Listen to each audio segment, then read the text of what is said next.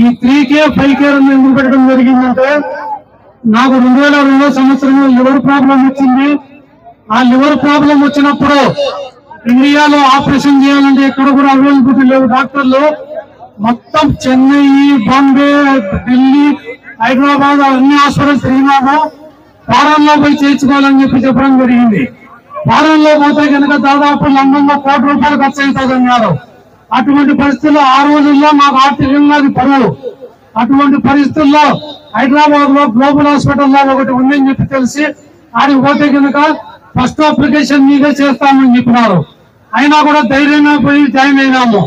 అయిన తర్వాత మార్చి 11, 2003 సంవత్సరము స్వప్న అనే అమ్మాయి లివర్ ట్రాన్స్ప్లాంట్ తెలంగాణ, ఆంధ్రప్రదేశ్ కలిసి ఉన్నప్పుడు వరంగల్ రామప్ప గుడి పూజారి కూతురు ఆయన స్వప్న వారు కుటుంబం అవయవదానం చేయడం జరిగింది.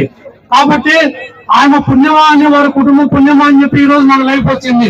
కానీ ఆ రోజు నేను ఆపరేషన్ చేయించుకుంటా అంటే వద్దని చాలా మంది ఏం చెప్తారంటే, అయ్యా ఎందుకయ్యా ఆపరేషన్, 40 లక్షలు అంటావు, 70 లక్షలు అంటావు, కోటి అంటావు, నీ కూతురుకో ఇంకొకరికో పెళ్లిలో ఏదో డిపాజిట్ చేసుకో, ఈ ఆపరేషన్ సక్సెస్ కాదు కాబట్టి వద్దు అని ప్రతి ఒక్కరు కూడా సలహాలు చెప్పడం జరిగింది. అయినా కూడా మా భార్య మాత్రం ముందుకు దులుపుకొని మేము చేయించుకుంటాము అనే ధైర్యంతో ఈ రోజు నాకు లైఫ్ రావడానికి కారణం మా భార్య, రెండోది కారణం. కాబట్టి నేను చెప్పేది ఏమంటే ఎవరైనా కానీ ఈ రోజు ఆర్థిక పరంగా ఇబ్బందులు ఏమున్నాయో గవర్నమెంట్ సహకారం ఎంతో ఉంది. అవయవ దానానికి కిడ్నీల ట్రాన్స్ప్లాంటేషన్ కానీ, లివర్ ట్రాన్స్ప్లాంటేషన్ కానీ గవర్నమెంట్ ఎంతో సహకరిస్తుంది. కాబట్టి ప్రతి ఒక్కరు కూడా ఈ అవయవ దానం అనేది 2 రకాల ఉంది. ఒకటి లైఫ్ అంటే కనుక కనీసము మనం లివర్ ఇచ్చేది కొద్దిగా, అది పెరిగే గుణం ఉంది. ఆ పెరిగే గుణం ఎట్లా అంటే కనుక మనం ఇచ్చిన తర్వాత కొద్ది రోజుల్లో ఇంప్లిమెంట్ అయి పెరుగుతుంది. కాబట్టి లివర్ ఇస్తే ప్రాబ్లం లేదు. ఒకటి.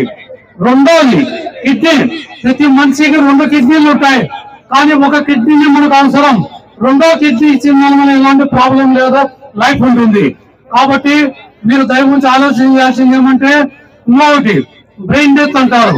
బ్రెయిన్ డెత్ అంటే చనిపోయే ముందర అవయవదానం చేయడం.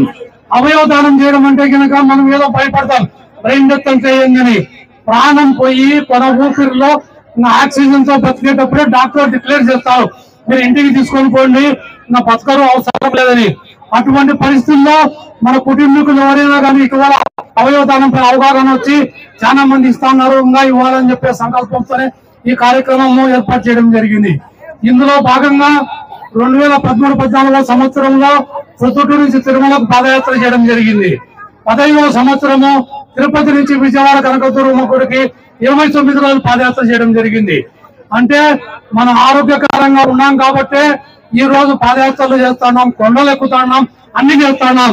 కాబట్టి ఎవరు కూడా భయపడకుండా ట్రాన్స్ప్లాంట్ చేసుకోవచ్చు, ఏమైనా జరగచ్చు. ఈ రోజు ఈ ఈవెంట్ కు ముఖ్యంగా ప్రొద్దుటూరులో పుట్టబడినటువంటి PETలో సహకారంతో సక్సెస్ఫుల్ గా జరిగిందని చెప్పి చెప్తున్నాను.